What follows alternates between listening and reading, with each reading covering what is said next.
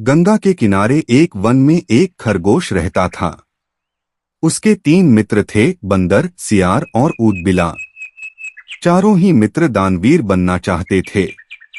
एक दिन बातचीत के क्रम में उन्होंने उपोषित के दिन परमदान का निर्णय लिया, क्योंकि उस दिन के दान का संपूर्ण फल प्राप्त होता है। ऐसी बौद्धों की अवधारणा रही है। उपोषित बौद्धों के धार्मिक महोत्सव का दिन होता है। जब उपोषित का दिन आया तो सुबह सवेरे सारे ही मित्र भोजन की तलाश में अपने अपने घरों से बाहर निकले। घूमते हुए ऊदबिलाव की नजर जब गंगा तट पर रखी 7 लोहित मछलियों पर पड़ी तो वह उन्हें अपने घर ले आया। उसी समय सियार भी कहीं से दही की एक हांडी और मांस का एक टुकड़ा चुरा अपने घर को लौट आया। उछलता कूदता बंदर भी किसी बाग से पके आम का गुच्छा तोड़ अपने घर ले आया। तीनों मित्रों ने उन्हीं वस्तुओं को दान में देने का संकल्प लिया, किंतु उनका चौथा मित्र खरगोश तो कोई साधारण प्राणी नहीं था। उसने सोचा यदि वह अपने भोजन अर्थात घासपात का दान जो करे तो दान पाने वाले को शायद ही कुछ लाभ होगा। अत उसने उपोषित के अवसर पर याचक को परम संतुष्ट करने के उद्देश्य से स्वयं को ही दान में देने का निर्णय लिया। उसके स्वयं के त्याग का निर्णय संपूर्ण ब्रह्मांड को दोलायमान करने लगा और शक के आसन को भी तप्त करने लगा। वैदिक परंपरा में शक को शक्र या इंद्र कहते हैं।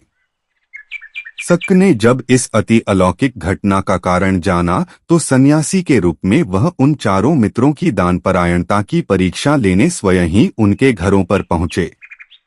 ऊदबिलाव, सियार और बंदर ने शक को अपने अपने घरों से क्रमश मछलियां, मांस और दही एवं पके आम के गुच्छे दान में देना चाहा, किंतु शक ने उनके द्वारा दी गई दान को वस्तुओं को ग्रहण नहीं किया।